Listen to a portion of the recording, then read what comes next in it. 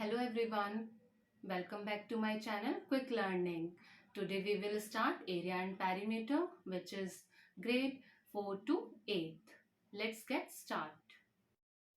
Okay students, आज हम पढ़ेंगे एरिया एंड पैरीमीटर के बारे में कि ये क्या होता है. ओके जैसे कि यहाँ पर मैंने राइट डाउन किया हुआ है area. What is area? Area measures the space inside a shape. Area क्या होता है? किसी भी शेप, कोई भी शेप हो सकती है, वो स्क्वायर हो सकती है, रेक्टेंगल हो सकती है, सर्कल और ट्राइंगल, कोई भी शेप हो सकती है, उसके अंदर का जो भी स्पेस है वो आपका कहलाता है एरिया. ओके जो भी स्पेस होगा अंदर का वो पूरा आपका एरिया में आएगा.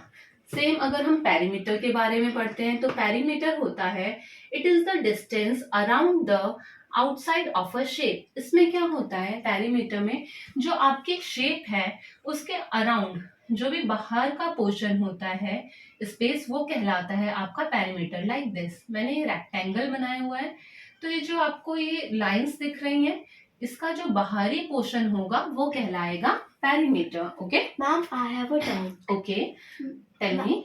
मैम एरिया पेरीमीटर में डिफरेंस क्या होता है? ओके ठीक है, मैं आपको बताती हूँ कि एरिया और पेरीमीटर में डिफरेंस होता क्या है. ओके तो हम एक एग्जांपल के थ्रू जानेंगे what is the difference between area and perimeter.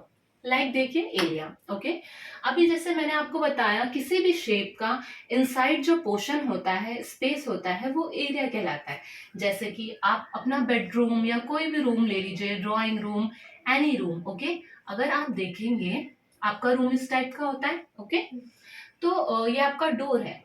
तो ये जो आपका रूम का इनसाइड पोर्शन हो गया, इनसाइड स्पेस, ये आपका कहलाएगा एरिया. यस अंदर का जो भी पोर्शन है वो आपका कहलाता है एरिया. जैसे कि आपकी टाइल्स हो गई, वो पूरी आपकी किस में आ जाएगी? एरिया में कवर अप होगी. ओके अब हम लेते हैं पेरीमीटर. पेरीमीटर लाइक सेम वो एग्जांपल हम लेंगे कि आपका ये ड्राइंग रूम है. ओके अब पेरीमीटर तो इनसाइड का पोर्शन तो होता नहीं है, पेरीमीटर होता है आपका आउटसाइड पोर्शन. तो आउटसाइड में आपके घर में जो आपका बेडरूम है या ड्राइंग रूम है उसमें दीवार तो होगी ही. ओके तो ये जो आपकी वॉल होती है, जो आपकी वॉल कवर अप करेगी पोर्शन या स्पेस, वो कहलाएगा आपका perimeter. Okay so now is it clear? Yes ma'am.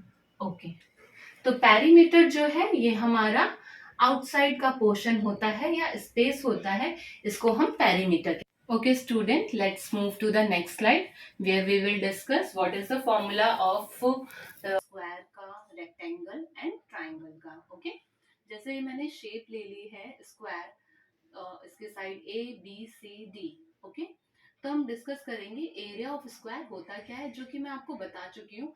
जो इनर पोर्शन होगा वो कहलाएगा एरिया, और जो आउटसाइड पोर्शन है ए बी सी डी वो आपका कहलाएगा पेरीमीटर. ओके तो एरिया ऑफ स्क्वायर क्या होता है आपका?